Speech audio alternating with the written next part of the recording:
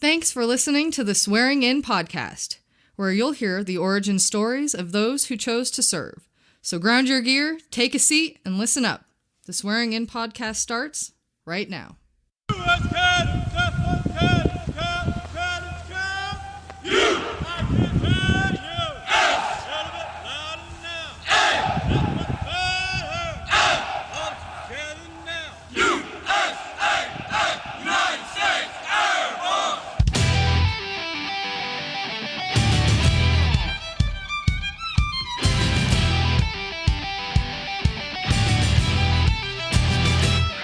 Hey, welcome back for another episode of the Swearing In podcast.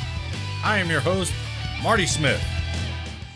My guest today is retired Air Force Technical Sergeant Kevin Balcom.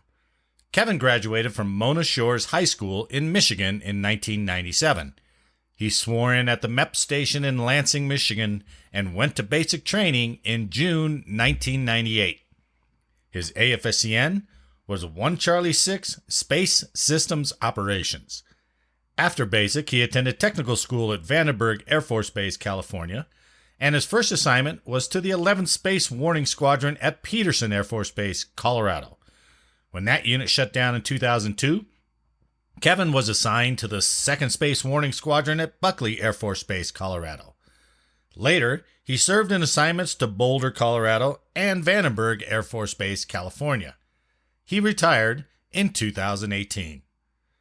This concludes your pre-brief. Now let's get on with the interview. All right, today my guest is retired Technical Sergeant Kevin Balcom from the United States Air Force. Kevin, thanks for joining me today. Anytime, Martin. Really appreciate it. Where'd you grow up at? So a town called Muskegon, Michigan. Pretty much 3 hours north of Chicago, right along Lake Michigan, 3 hours from Detroit, and then pretty much across the lake is Milwaukee. Oh, wow. Yeah. You had all Big Ten stuff going on up there. It's crazy. Notre Dame fans, Bears fans, Lions fans, Yeah, Michigan no fans. kidding. Yeah, that's why sometimes you have family members because, they're Michigan State fans. So, whatever, you deal with it. Is it really that bad? I mean, I've always seen what's the classic picture, the Michigan husband and the Ohio State wife, something like that. And you're just that commercial, it was so gross. Yeah. It said, if you weren't a college football fan, you wouldn't think this is gross. Okay. So when did you graduated in 98? 97. Oh, 97. Yep. And what were the plans? What were the plans for high school senior Kevin Balcom and graduating in 97? Not a lot, right? It wasn't college wasn't like so I did do a year of school. Okay. I applied to a couple places, Western Michigan, Central Michigan, and then Muskegon Community College. I got into all three. I was a 3-4 student. Like I wasn't Michigan material, right? I'm not getting to Michigan out of high school, but I wasn't a dum dum either, right? Like I had some book smarts. Right. And I decided to go to JUCO because it was free. And a matter of fact, it was so free, I had a stipends that I got money back. Oh, jeez. Really? So I was like, yeah, I'll try school for a year. Were you a sports guy? You seem like you were. I was, yeah. I was a baseball guy, pretty good ball player. I had no plans to play college baseball. Oh, okay. First day of math class, right? I wasn't a good math guy. I was kind of in like a remedial math class. And these two twins that I played against in high school were in the class. And they're like, oh, hey, I remember you. Marty, I'm not kidding. One of them hit a home run. It was 420 to dead center. It went over the street and broke out a window. Like these two twins roughed me up in high school. And so I'm chopping up with these guys. They were funny. And they're like, hey, are you trying out for the baseball team? I said, I don't know. I didn't know if I'm good enough to play. They're like, you should try out. So first semester goes by, tryouts happen. I make the team, right? Really? Well, during this time, I was super bored, Marty, super bored. Yeah. I was like, this is, I don't have a history of military in my family. My grandfather was in for a couple years. He was he drove a battlefield commissioned lieutenant around in a Jeep after Germany fell in World War II. He's like, greatest job I ever had, Kevin. I was like, I don't know why I got out. And, and then my brother was in. I have a half brother, an older half brother that's a retired senior master sergeant. Okay. he never really pushed that. What got me interested was my best friend in high school went in right after, and he was EOD, explosive ordnance disposal. He's bomb squad. Yeah, smart kid. Yeah. He was like, bro, this is so cool. Basic training was so easy. You should think about it. So he had his recruiter call me up, I don't know, midway through my first semester of school. And, my high school was a really good high school. It was not very military friendly. They didn't really recruit a lot out of there. Yeah. So this is kind of my first experience with an Air Force recruiter. And he didn't really sell me a lot because I don't think, he knew I wouldn't get anywhere because I was comfortable. I was going to school. I didn't need to leave. Right. But the more I talked to him, the more I talked to my best friend, I'm like, you know what, screw it. I'm going to give this a chance. So I decided to delay the enlistment in January. Okay. And is this 98? Yeah, they're starting to go January 98. All right. And I don't tell the baseball coach until February. I said, hey, look, I'm gonna leave the team. Because I'm doing this delayed enlistment thing, and he was mad. And I'm like, why is he so upset? He goes, you're starting. And I'm like, oh shit. Shit. I was like, I still, you know what? I'm going to focus on school, get this military thing ready. And I left the team. Right. So, delayed enlistment, and, I went to MEPS. And, where was your MEPS at? Lansing, I think. So about an hour and a half drive, 2-hour drive. The recruiter drive you up there? Or they... I think it was a bus, if I remember correctly. Oh, yes. And here's the best part about this story. Okay. My brother told me straight up, you need to come in with a guaranteed job. And I took the ASVAB at some point, and I went to MEPS, and I always scored pretty well.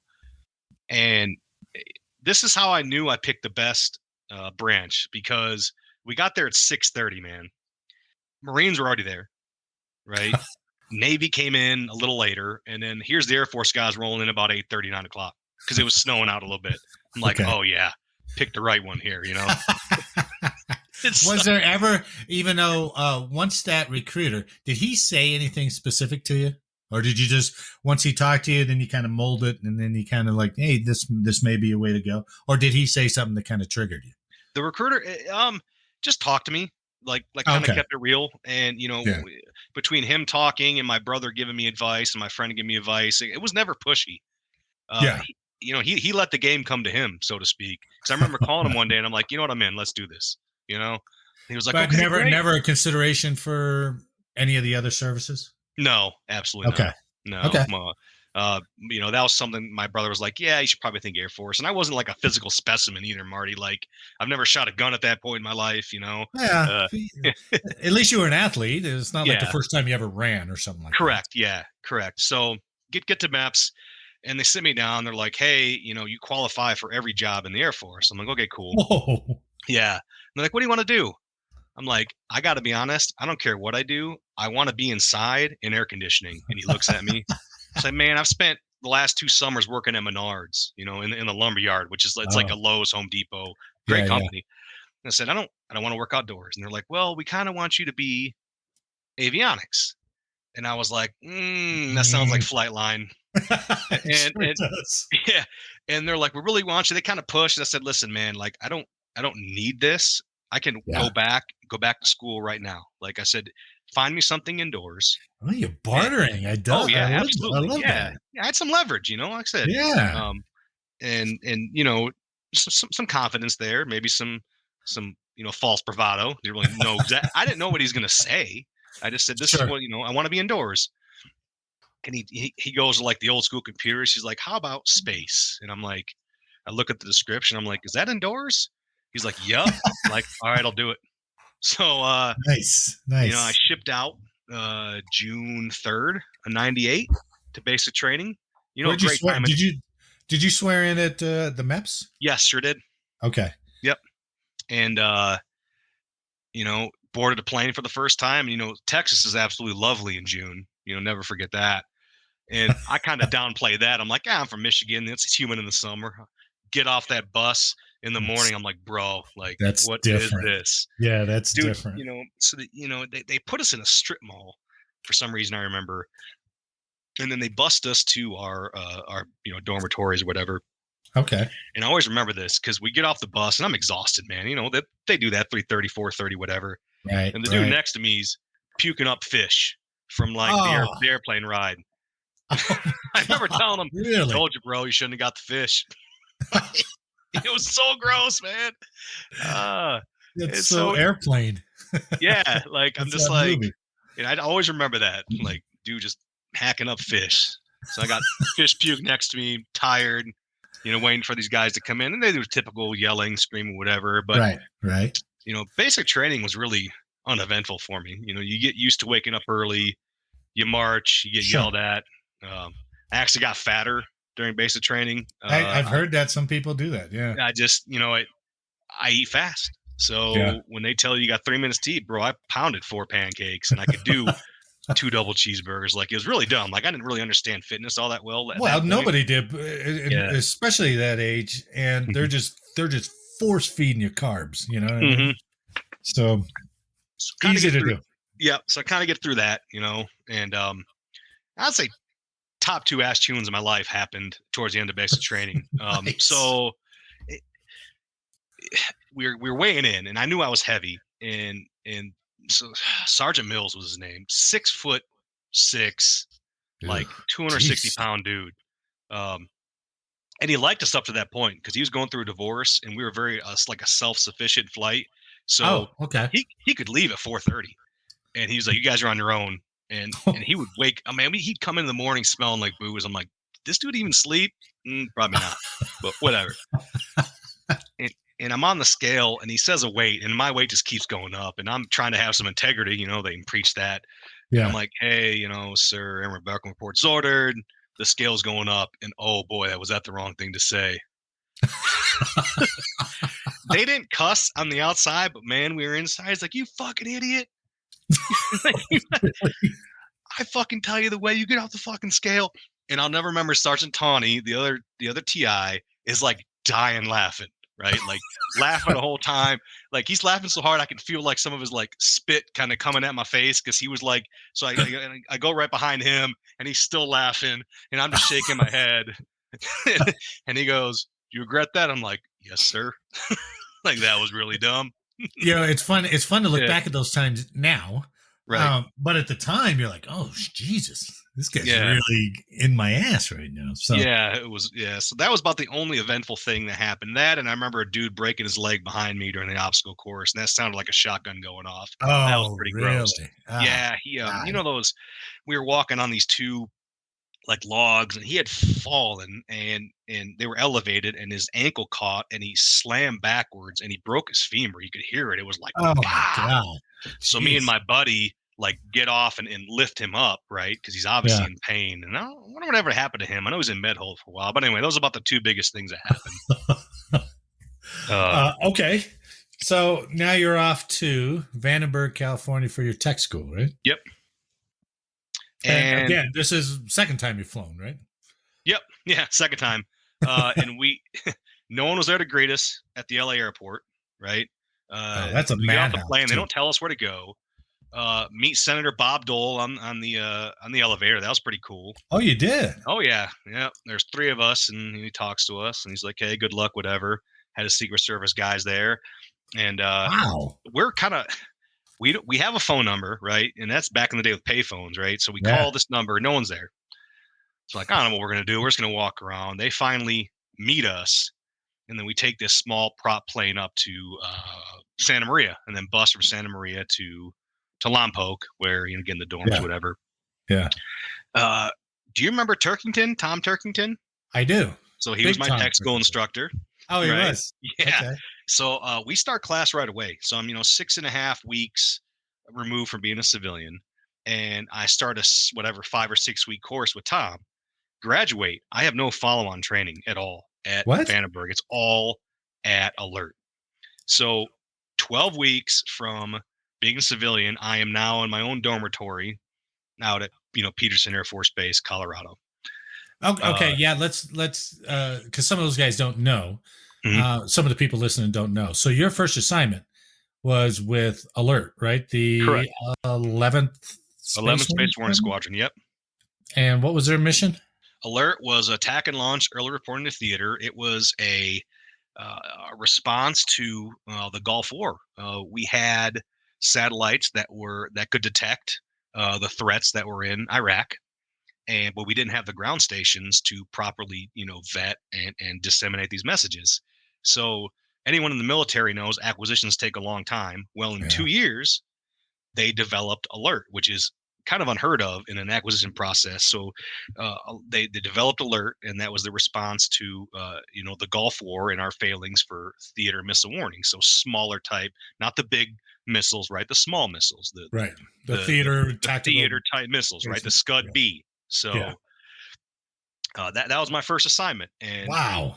And it was really cool because back then, not everybody got security clearances. Nowadays you have to have a security clearance before you graduate tech school. Back then I was 20% of the career field, had this security clearance.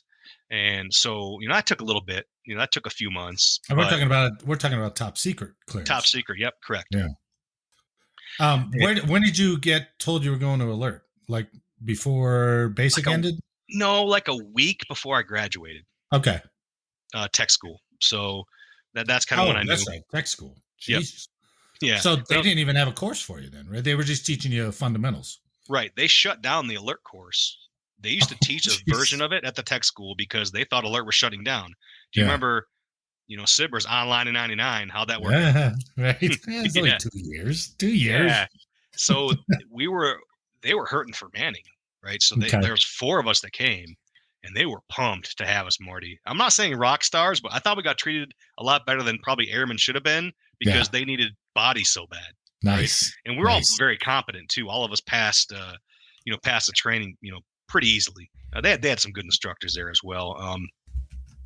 Not to jump ahead, but I think I had the 4 years I was there produced 8 or 9 chiefs in the future. Wow. It's obscene, right? That's a hell of a way to put that. That's pretty good. Yeah, so it was a great mission. One of a kind back in the day. Sure was. And me, who used to work in a lumberyard, sweating, loading 10,000 shingle bags a day. I'm in air conditioning, working 8-hour shifts. We can watch movies.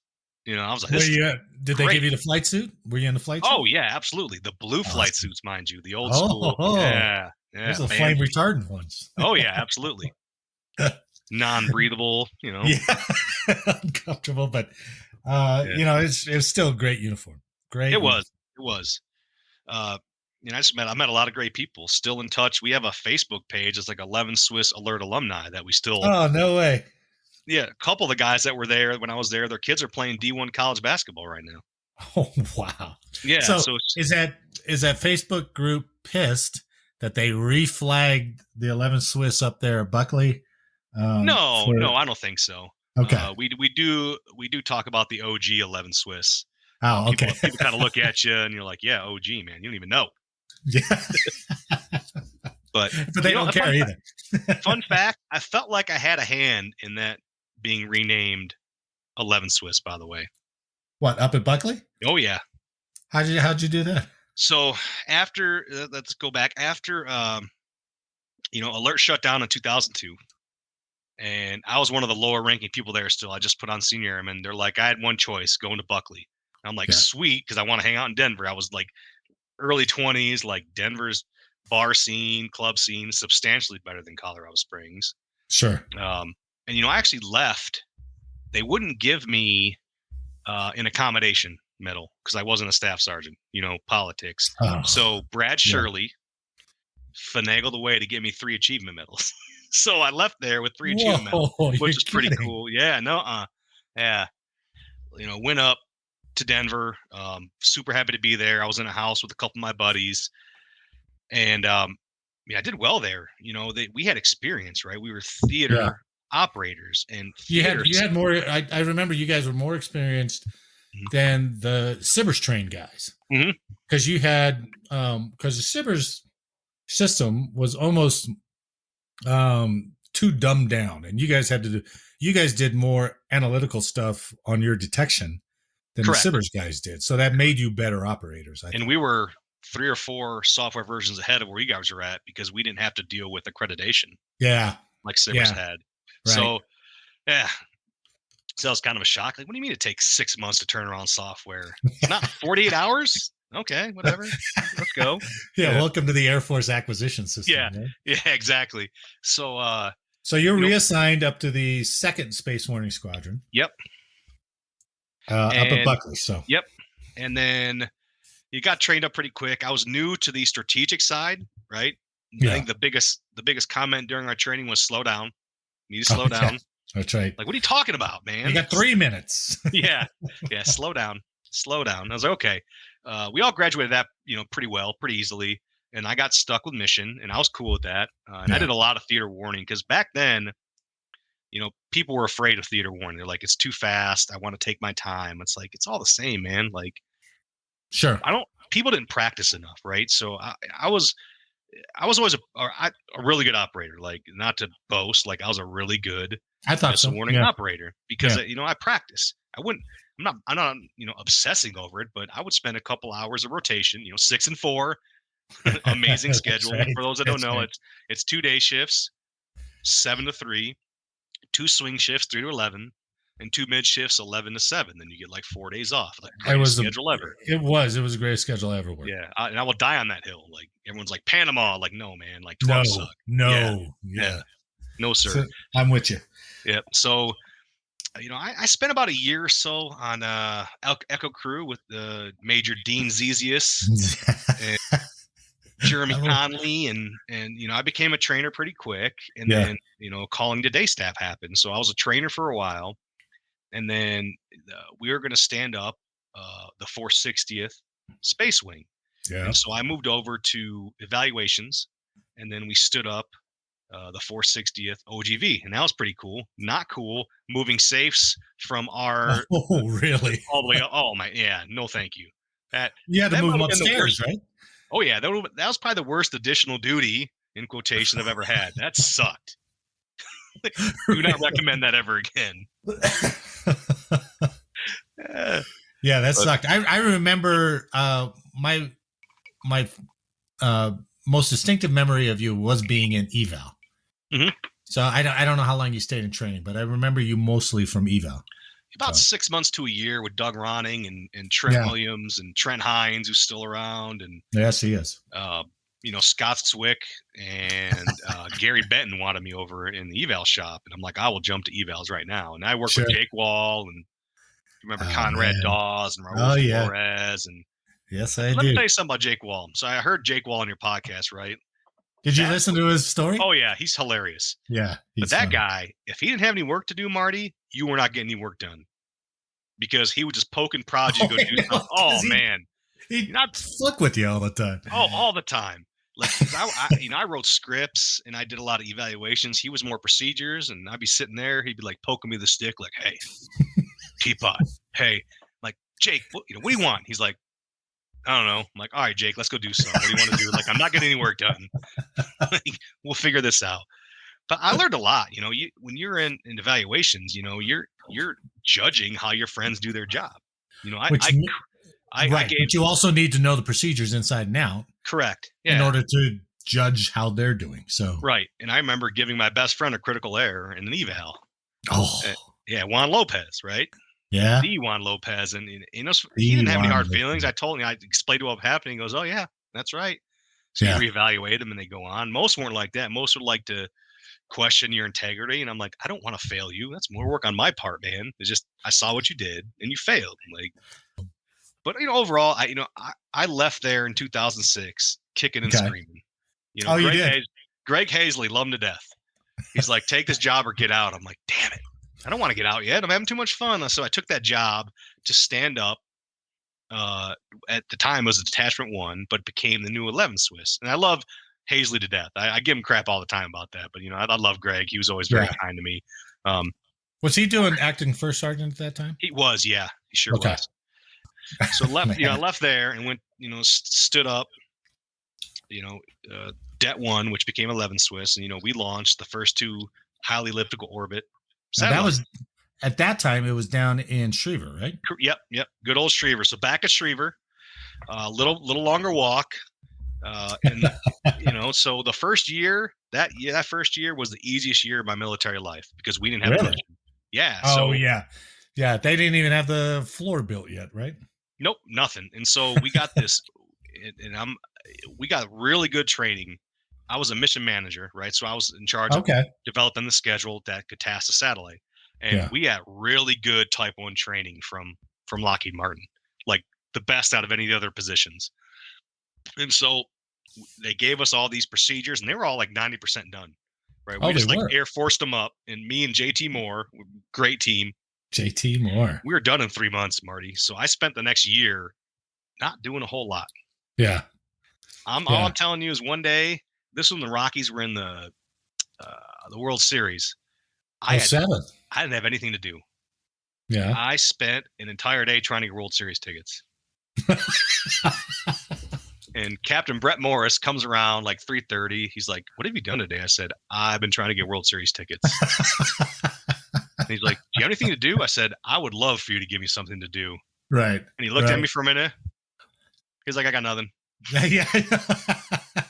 I'll go sweep. You mean to clean a bathroom, whatever? Like I didn't what I didn't have anything to do. And that's the nature of the beast, you know, against ebbs and flows, you know. So for those who are listening, who are not familiar with space or whatever, the Det 111 Swiss was the unit that was kind of going to come up to fly the highly elliptical orbit satellites. And they had built a space operations center down there for them. But because of funding, because of construction, because of acquisition process, it took forever. Were you there when it actually went live? Yes. Oh yeah. And I was actually I was the evaluation shop. So I wrote all the evaluation scripts, did all the procedures. Yep. So you went there in 2006. Yep. When did it go online?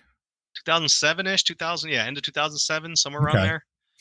And there was a point, listeners, that hell, you guys didn't even have furniture at one point. Were you down there at that period of time? Yeah, so we didn't have furniture in the outfloor. We were actually in a temporary building for the first.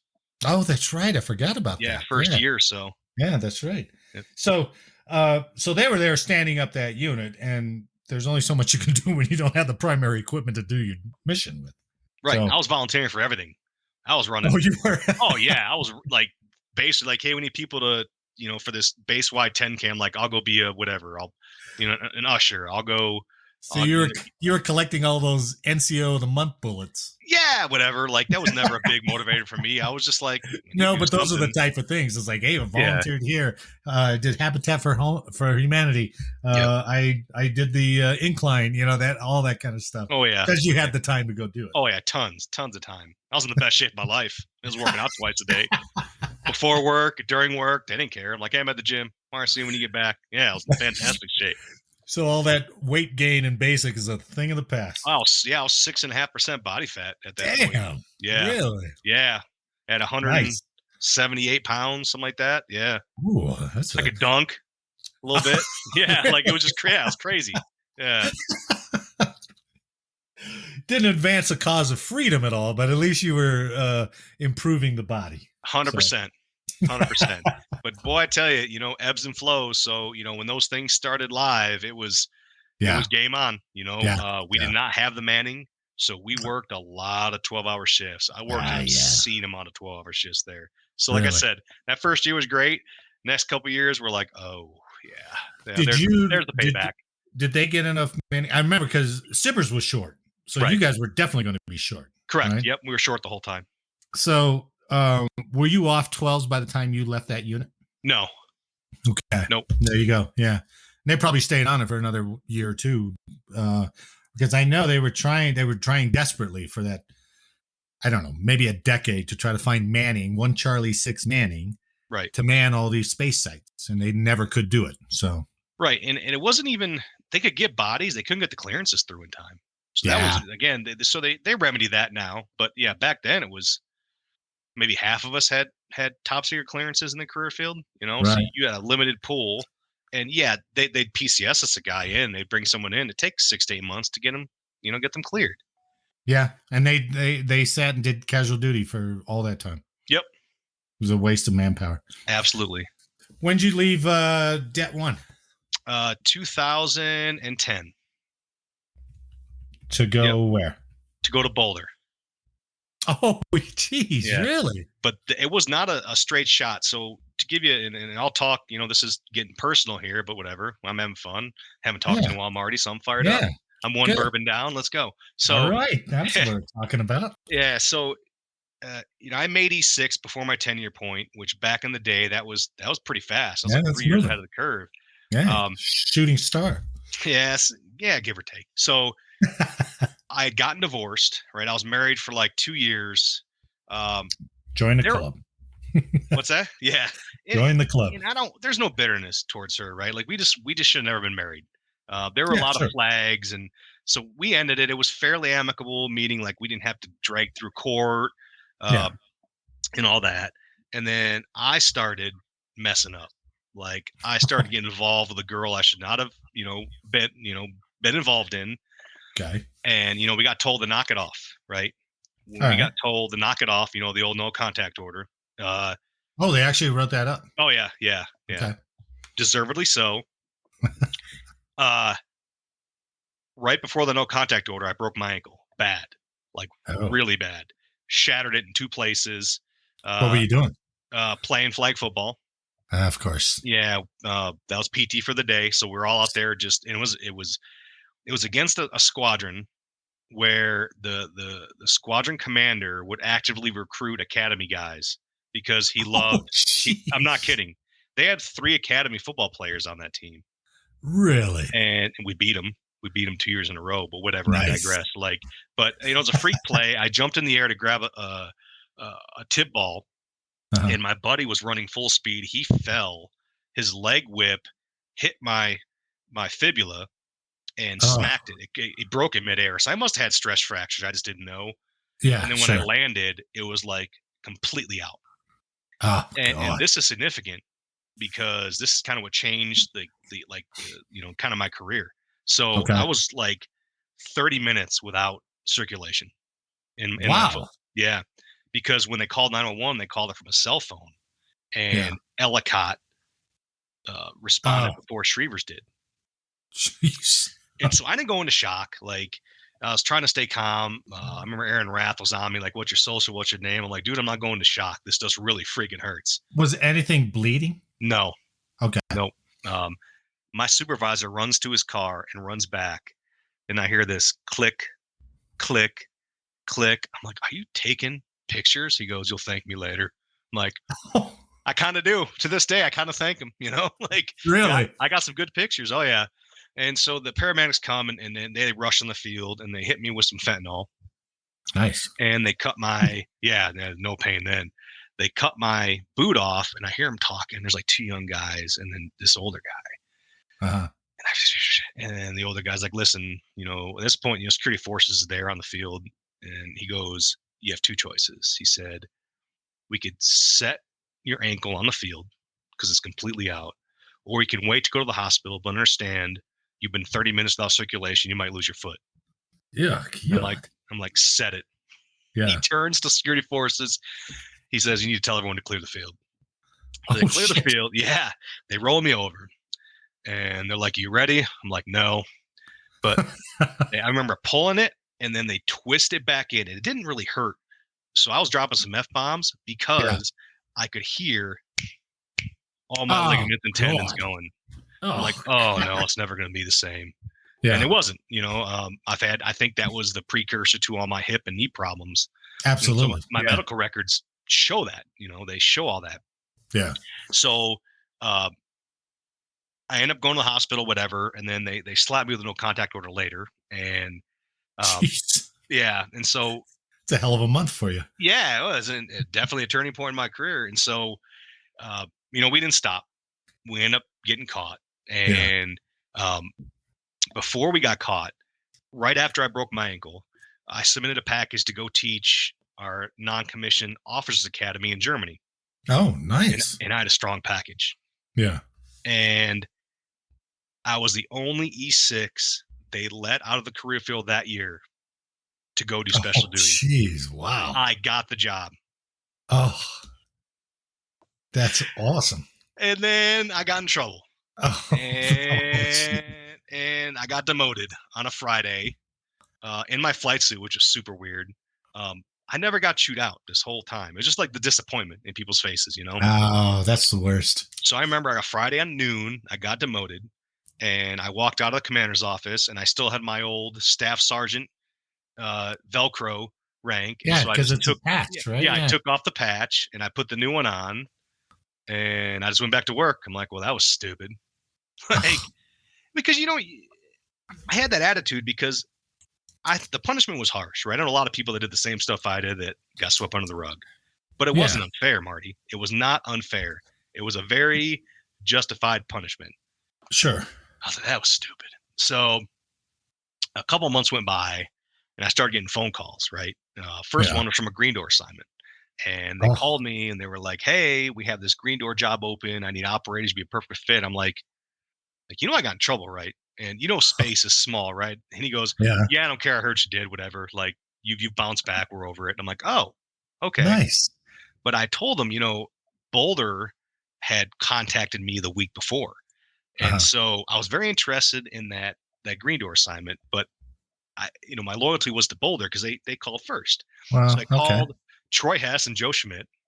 And I said, hey, listen, you know, green door's calling. If they select me, like I'm not coming up. So, you know, if you have to make a decision, you better be quick. The lieutenant colonel up there at the time did not want me. Really? All he saw was what was on paper. Oh, you know? And I don't blame him. You know, he doesn't know me. Yeah. But what did Joe and Troy do? You know, they called the Simons guy and said, we want Balcom because he's a qualified volunteer. And they okay. So I got orders up there, and that was my consolation prize. You know, those two guys have done more for space operators than anybody I've ever heard of. You know what I mean? And when I got up there, I had a meeting with the commander the first week I was there, and you know what? He liked me. Like you can't, you know, sometimes you don't want to judge a book by its cover. And I was sure. honest, like I fucked up. You know. Yeah, but you owned it, and that makes all the difference in the world. It did, and my attitude was never, you know, never waned. I'm like, that was really dumb. So I got up there and I did really, really well. That was the job that kind of turned up the heat, you know, really opened my eyes to the acquisition process, to how interagency integration, you know, inside the Air Force and outside the Air Force. And then we launched the first 2 geosynchronous satellites out of that. That's right. Yeah. Very busy. So you went up there in 2010? Yep. What was it called? The name is escaping me for some reason. The CTF, Combined Task Force. CTF, yep. That's right. He launched the GEO 1 and 2. Right. And flew them as well, because they weren't accepting them down there at Buckley. Correct. So how long did you stay up there? So 2014. During that time, I made E6 again. Right, because you got to retest. I had to wait 2 years because your time and grade reset. So I made E6 again, and then blew that test out of the water. I mean, duh. Sure. So, but what was going on at that time was the Air Force Hunger Games, right? And I was on that list because what do you mean? They were kicking people out. That was the drawdown. Oh, okay. And so I retired in 2013. So. Okay. Yeah, I wasn't privy to that. Yeah, so we call it the Air Force Hunger Games. I have an Air Force Hunger Games coin in my retirement really? bed box. Yeah, it's hilarious. Yeah, and so that's good. Yeah, so I was like, there's good. I was like, am I gonna get kicked out? Like, you know, reserves were more than willing to take me. It wasn't like a big deal of like I didn't have any backup plans. I had my degree done at that time, my undergrad as well. So, you know, whatever options, but. I was like, am I going to make it through? Well, I made it through, right? They gave me the endorsement, like, we don't want to lose this guy. Good. And I went from that to almost getting kicked out in like 6 months to something called developmental special duty, where they were poaching or trying to poach the best people to go teach these special duty assignments, you know, military training instructor and tech school instructor, because they had all those sexual assault stuff going on. Oh. So I went from that to, hey, you're selected to go teach, you know, our initial skills course with all the youngest airmen in the Air Force. I'm like, that's kind of a 180, but okay, like whatever, I'll do that. Where was that at? Vandenberg. Oh, back to Vandenberg. Yeah. So I had a girlfriend at the time, and I asked her to marry me, and you know, she said yes, and I got married. I got remarried. Weird story about that. She's substantially younger than me. So I thought there was like a huge risk going into it because she's never left Colorado, but I really like this girl. So I was like, I'm going to take her out there with me. And I was on the impression. She's 16. She probably hadn't flown at that time. Or Yeah, she like didn't know. So like, what's an airplane? I know what that is. No, she left at her junior year in college. She was a biology major. So she left for you? Yeah, she left school to come with me to Cali. And again, I was on the impression she's going to get homesick. She's never been away from her mom. And turns out she actually loves me because we're still married and we got 2 kids, but whatever. Like, I tell her that story. She's like, you really thought that? I'm like, yeah, I wasn't sure. Like, I was cool with it. Like, if you told me you're going to be homesick, we're out in Cali, like, I wouldn't hold it against you. Like, I get it. But, yeah. So I took her out to Cali and, I was teaching SBIR's initial skills course. And that might have been the greatest job I ever had because I was an E6. Wait, what happened with this developmental special duty? That's what it was. I was going to teach tech school. The tech school, recruiting or military training instructor. It was formerly called developmental special duty. Yep. I had no idea. Yep. And fun fact, recruiting thought they had me. I was getting these emails from this master sergeant with orders to go to recruiting school. And I had to go to my superintendent, like something's going on. Like, I'm supposed to go teach at Vandenberg, but I'm supposed to go to recruiting and ended up going to Vandenberg instead. Yeah. I was like real close to being a recruiter. Wow. What a difference that would have made. Yeah. Like, no, thank you. So, sorry, you were teaching SBIR's. What course were you teaching? The SBIR's mission, initial skills course. Okay. And it was 3 to 11 at night. And I was an E6. They gave me full autonomy, Marty. Like, I had they knew me. Like, Ray Smith was my superintendent. I've known him for years. Oh, yeah. And he knew how I operated. My captain had a lot of common sense. And he's like, I said, you can work with me or you can work days because I'm working days. I said, all right, I got the night shift. And so it was great. Fun fact, I would tell these students, like, I got a list of objectives, right? I have thousands of hours of instruction at this. You finish these to my standard and I'll let you go home early. Just don't tell your military training leaders that you're home at 9, Right. And boy, what a motivator. It is. That's a huge motivator. And it was so bad. I felt guilty because I'm like, I'm coming into work at 3 and I'm leaving at like 9:30. I'm like, so I start coming at noon. They're like, what are you doing here early? I'm like, I got stuff to do. But really, it was like I was really good at my job, and these kids are sharp. I have an affinity for the younger generation because I think they're more intelligent than us, and I think they're breaking some social norms that I think need to be broken. So that was the best part about that assignment, was really integrating with these younger kids. So I only did that SBIR stuff for about 6 or 7 months. And they shut it down. I'm like, damn it. Because I knew then. Yeah, they did. I started, it's 2015 now. They said, hey, you're going to be the lead for developing this new and improved initial skills course. And went from 8 weeks to like a few months. I'm like, oh no. Like, number one, we shouldn't be developing this. This should be done at higher headquarters. They're like, yeah, we're going to do it, but they're going to give us Manning. How do you think that went?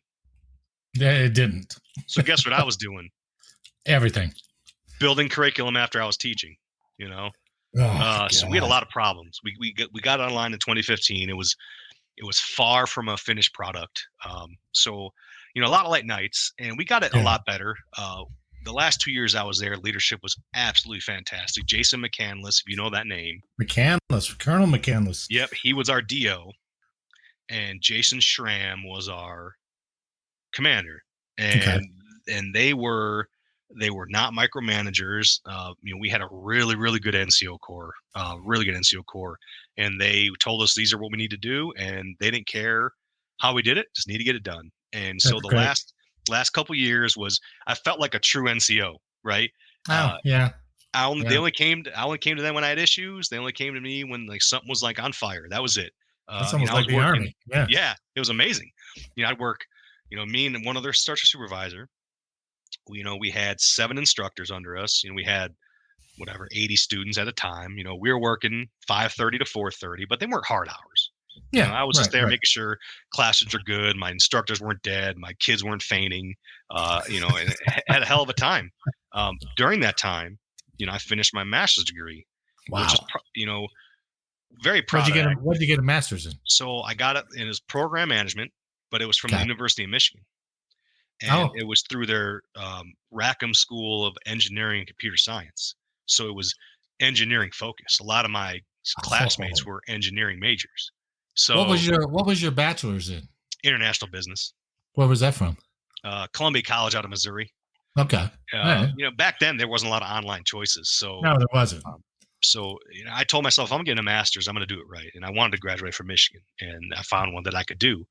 Nice. And boy, I'll tell you, I was there till 11 o'clock at night a lot of nights because my wife was working at the casino, so she didn't miss me. She was working. So, I spent a lot of time at work because, the kids would get out, and I would just sit in my classroom. I had, 2 big monitors and work on homework all night. It was great. Yeah, that's discipline, boy. That's good. Yep. And it paid off. Yeah, definitely. Because, I started getting hurt in 2015. My hips started to fail. I was in San Francisco, and it locked up on me, and I couldn't walk. I had to wait like 15, 20 minutes to get the thing going again. Were you having any problems with the fit test? Not at that point. Nope, not at all. Okay. All right. And this is going to be the most unbelievable part of my story, Marty. All I right. actually had a really good PCM that got me an MRI right away. Oh. Yeah. Military. Oh man. Like right away, she's like, "Lucky you." I'm like, you're unbelievable. I couldn't believe it. Unbelievable. The unicorn in the Air Force. Yeah. Okay. And I got the MRI, and it showed significant damage, and so I had it cleaned out. And the guy that did my surgery was the former U.S. men's national soccer team orthopedic surgeon, so he knew what he was doing. Jeez. Yeah. Was this damage caused by the change in your gait because of your ankle? Yep. Lifting, running. Yeah. And the gait. Absolutely. Yeah. I have a severe case of drop foot. Oh, you do? Yeah. My tibial tendon just never healed. Ah. And so when I came through the surgery, he goes, I was going to microfracture you, but you have nothing left. He goes, you're going to need a new hip. I'm like, oh no. And that was kind of the end of that. So even if I had a chance to get promoted, I ended up hitting high year tenure, which is fine. But I finished my master's, so it was time to go. Yeah. No shortage of job offers. I mean, I had a job before I left, California. Yeah, good for you. I used my time in the military, to my advantage. So that was kind of it. That was kind of the story. One thing I tell people, and I used to do this with my students, I would sit there in front of the class, that continuum they used to have, left to right arrows. And they say on the left side, Air Force is just a job. Yeah. And on the right side, it's your calling. They do it at our leadership schools. And I was always like that, kind of on the left side, like that 10, 20, 30%. And I'd ask you to explain. I said, I don't have a family history of the military. I just really liked, and I took it serious working, for the military, for the country. And I said, and don't think just because I think it's just a job doesn't mean, you don't care about it. I don't care. Yeah, I took it serious. So, but at the same time, like I wasn't disappointed when I had to retire because I prepared myself for the civilian sector. And I had great supervisors. Not everyone has that, Marty. Not everyone has those supervisors that are going to prep you for civilian life. Sometimes that little word of advice from somebody who knows can make all the difference in the world. Right. You can love the Air Force, but it's never going to really love you back, Oh no, it'll roll right over you. Yep. And I took that advice to heart. I did a lot, and I got a lot in return. Scratch your back, scratch mine, sort of thing. Sure. So yeah, sure. Well, I don't think there is anybody when your name is brought up that would have anything but, oh yeah, he's a good guy. He worked his ass off. I mean, that's there are several guys up there, and that in my time of having the pleasure of working with all you guys, and there was very, very few that were, quote unquote dirtbag type of guys, and plus they didn't last very long anyway. Right. So I think having that infuse of talent that were down there, I mean, you just start throwing names out, and you're like, oh man, I remember that guy. He was great. And that guy was good, and I think that faded, 2010 and beyond, and change of leadership, change of personnel. And when they started shipping people straight in, right from basic, and it was a different caliber of people, especially when you got those guys who are new into the system. Then they're shipping them back out to go teach the system to a bunch of new guys, and you can see that product start declining, right, over time. And it's the oddest thing, and we're just, between you and me, I got up to Boulder, and I was doing Geo 1 and 2 in 14, so we must have, we were close, right? Yep. But then when they moved us down to Buckley, and I got out of that, and I went over to training shop. I was working with Joe Schmidt. I did that for a year, and then I got out completely, and then I came back in with SAIC, and that was during that whole process of this SMF, and I don't know if you heard about that whole process. Yeah. And it was ridiculous. And at that time that I was working with Joe in the training shop, because however they sold it, I don't know how they sold it, but they had a civilian contractor with every position. And I was like, this used to be the reserves used to do this. How did you guys buy off on hiring civilians for it? But I was like, okay, fine. I'm sitting in a job. But then they were like, hey, we need to come up with all these new products. And I was like, we used to have a safe full of them, 7 years ago. Where's all those? And they're like, oh, they dumped all that stuff. I was like, are you kidding? What happened? It was like coming back, it was like the end of Planet of the Apes when he's like, oh, this is America. I can't believe you wrecked it. But you could walk back in, and they had no training. They'd stripped the eval shop down to like 3 guys. It wouldn't have made any sense to you based on the way we were raised in it. Right. Right. And, I think, and they had it was a lot of officers when we were there, but now it was like 1 to 2 officer to enlisted. Oh, and so they had even talked about, well, maybe we'll make the second lieutenants as MMOs, mission managers, because we don't have anything. They were doing that when I was teaching the UPR advanced course. That may have been where it started. Yeah. But there was just so much. It was so top heavy, and it was so bottom heavy. And I was like, "Where's your E6 to E8s?" Because you can walk out on the SIPR's floor now, and I think the highest you may see an E6 if he's pulling a pro shift or something. But basically, the floor is run by like E5s and senior E4s. It's crazy. But I think they've taken a lot of responsibility away from them. Anyway, I digress. Really, that kind of first 10 years of SIBRs was kind of the golden age, because we had so many guys, but they were all experienced guys, right. Yourself. It wasn't just new guys coming in. And even if it was new guys coming in, because I remember when Jorgensen and Robinson and that whole group were just sitting as DSOs, right? But they were learning. Right. Now they got E4s as crew chiefs, E4s as GSOs and stuff. And you're like, that's not the way it was. You couldn't even get into SIBRs without a 5 level. Right. So that lessening of the experience level in pursuit of manning makes a big difference, and that work center is a whole lot different now. Right. They had a rash of errors for a while. I remember that. I remember they were on the general shit list for several months. And you know who was and remember who the commander was of was it Two Swiss? Or no. He was 460th group commander. Wasn't it Bradley? I think Bradley had come back, and he took all that in the face. All those errors, man. And he ain't exactly the calmest dude you ever met in your life. No, man. He was a wacko. He was great as a captain. Right. But when he came back as a lieutenant colonel, I was like, they're fucking with his mind, man. This is not the same man anymore. It's, it was too bad, because I still love the guy. But right. Yeah. Yep. Anyway, the long and short of it is, I think there were some very, very talented, not only operators, but military NCOs and I always put you, at the top of that list. So I really appreciate that. It's unfortunate what you had to go through, but it was. It's a probation period. I got cocky. I got arrogant. Yeah, and it happens, boy, right? I got smacked back, and you know what?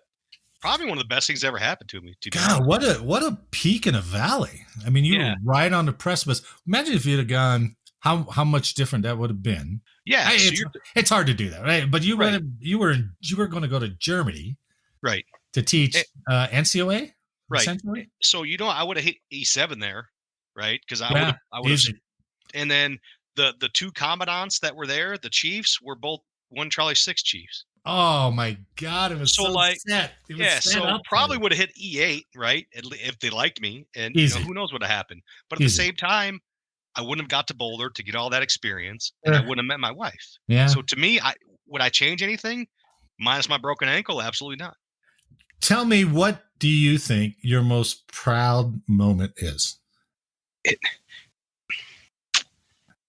I couldn't point to one, but I can tell you, after retiring, seeing all these students that I taught them the initial skills course, and then I was the OPIR advanced course director. Yeah. For a number of years as a contractor, seeing them progress and seeing them talk about like the positive influence I had. Oh man, nothing better. Nothing better. Yeah, that's true. They are your kids. Yeah. And they're E6s now, E5s, and some of them I thought would do well, faded out, and some of them I thought, this guy ain't gonna last. I know. They're doing extremely well, and I'm like, and I tell them, I gotta be honest, man, I wasn't sure about what you're gonna do, and I'm like, but look at you. And when you see, some of these guys who are making chief, like, geez, I didn't think he was going to make it past his first term, man. Right. Yeah. Well, I don't know if you know Chief Rosnick, Mike Rosnick. Him and I were airmen together. No. And, I see him every now and again. I'm like, dude, how the hell did we get to 20? We're like, luck. Right. They didn't have cameras. I tell these airmen, sorry about the cameras in the dorms, man. It's kind of our fault. My bad. That's pretty good. Yeah. Tech Sergeant Kevin Balcom, it's been an honor to talk with you. Privileged to get your story. Thanks for joining me today. Much appreciated, Barty. Thank you. On behalf of Tech Sergeant Balcom, I'd like to thank you for listening today. I hope you enjoyed the show, and if you did, please leave a like and a comment, and share the podcast with someone else. And as always, make sure to download the next episode for more service origin stories. So until next time, attach, fall out!